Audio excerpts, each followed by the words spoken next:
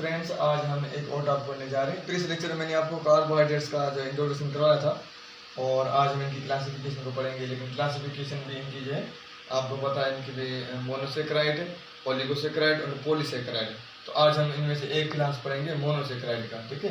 तो अगर ये सवाल आ जाए कि classification of carbohydrate on the basis of, तो आप याद रखना कि नंबर ऑफ मोनोमर्स, ठीक है। Classification of carbohydrates on the basis of number of monomers, ये आपको याद रखना है।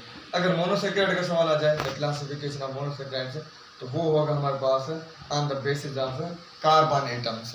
ये मैं आपको 2 पॉइंट बता रहा हूँ, ये आपको याद रखनी है। चलो ठीक है, स्टार्ट कर लेते हैं। हमारे पास आज हम पढ़ेंगे मोनोसेक्राइड। मोनोसेक्राइड क्या है? ग्रीक वर्ड है।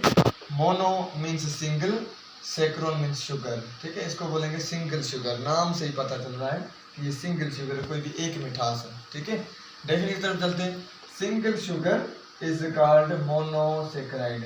हम सिंगल शुगर को, एक शुगर को हम मोनोसेक्राइड बोलते हैं। अगर 2 शुगर होगी तो हम उनको डाइसेक्राइड बोलेंगे। ये देखो हमारे पास एग्जांपल है, मैं आपको बता रहा हूँ। जैसे ये मेरे पास एक जो है ये मार्कर है, तो ये हमारे पास सिंगल शुगर है ना, ठीक है। अगर मैं दोनों की बात करूंगा तो ये डाइसेक्राइड है, ये 2 शुगर है, ठीक है। अगर दोनों शुगर मिलेंगे तो जाहिर बात है कंडेंसेशन होगा। मैंने आपको पूरी तरीके से बताया था। तो ये सिंगल शुगर है, उनको बोलेंगे monosaccharide. Simple definition. They are also called simple sugars. अब इनको नाम दिया गया है सिंपल शुगर्स का। क्यों? क्योंकि ये जो है दे के नॉट बी हाइड्रोलाइज्ड फर्दर, ये जो है ज़्यादा हाइड्रोलाइज्ड नहीं होती, ये आपको याद रखना है, ठीक है।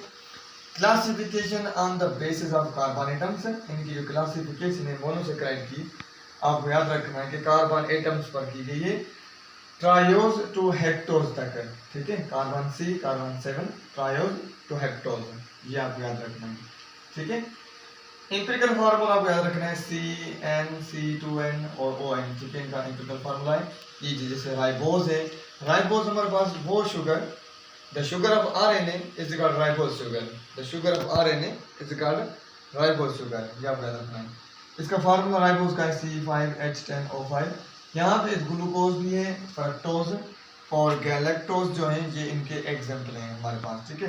ग्लूकोज, गैलेक्टोज, फ्रक्टोज ये तीनों आपस में भाई हैं। इनका एक ही फार्मूला है C6H12O6, ये पॉइंट आपको याद रखना है, ठीक है। All monosaccharides are reducing sugar, ये बहुत ही इंपॉर्टेंट पॉइंट है कि all monosaccharides are reducing sugar. अब ये रिड्यूसिंग शुगर क्यों है, ठीक है, ये बहुत ही इंपॉर्टेंट पॉइंट है। क्योंकि they are able to oxidise, they are able to oxidise and they have free ketones और एल्डिहाइड्स, ठीक है, ये आपको याद रखना है। इसलिए ये रिड्यूसिंग शुगर है, ये रिड्यूस करती हैं अदर सब्सटेंसेस को, क्योंकि ये एबल है ऑक्सीडाइज करने के लिए, ठीक है। और इनमें जो free aldehyde and free ketones जो ग्रुप है वो मौजूद है, इसलिए इसका नाम रखा गया रिड्यूस शुगर, क्योंकि ये अदर सब्सटेंस को रिड्यूस करती है विदाउट हाइड्रोलाइसिस, ठीक है, ये आप याद रखना है।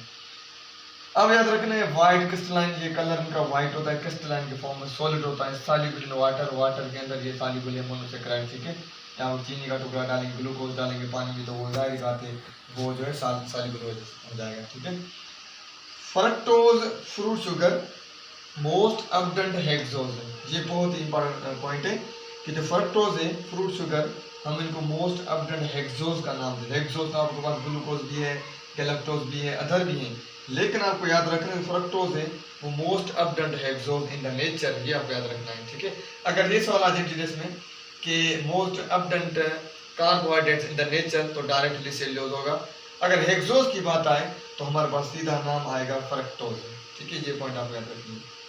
Glucose is obtained from, glucose कहाँ से पाया जाता है? राइपन फ्रूट, पके हुए फलों से, कॉर्न से, हनी से, ETC, ठीक है। कंबाइंड स्टेट में भी होता है EG, जैसे सक्रोज है, सक्रोज का आपको फार्मूला याद रखना है, ठीक है। C12 और H22 और O11, ये आपको याद रखना है। गैलेक्टोज भी कंबाइंड स्टेट में होता है, यहाँ पे लैक्टोज इसको बोलेंगे, लैक्टोज मीन्स मिल्क शुगर, और मिल्क शुगर आपको पता है डाइसेक्राइड होती है, ये कंबाइंड स्टेट में होता है ग्लूकोज के साथ। यहाँ पे जो glucose is also found in all non polysaccharide in combined state. जो ग्लूकोज है ये सारे जो पॉलीसेक्राइड है, पॉलीसेक्राइड मतलब है कॉम्बिनेशन ऑफ मेनी शुगर्स, इसे कॉल्ड पॉलीसेक्राइड, उसमें भी पाया जाता है, क्योंकि ये एक दूसरा ग्लूकोज मिलेगा, तीसरा चौथा लंबी चेन बना के पॉलीसेकेराइड को बनाते हैं। ठीक है, ये बहुत ही आसान सा और सिंपल सा आपको बताओ। जिसने मेरा चैनल सब्सक्राइब नहीं किया, अगर आप इस चैनल पे न्यू हैं तो मेरा चैनल सब्सक्राइब कर दीजिएगा। इंशाल्लाह कल जो है हम डाइसेकेराइड पढ़ेंगे, ठीक है, और पॉलीसेकेराइड पढ़ेंगे, इनकी क्लासिफिकेशन पर। ठीक है, अल्लाह हाफिज़।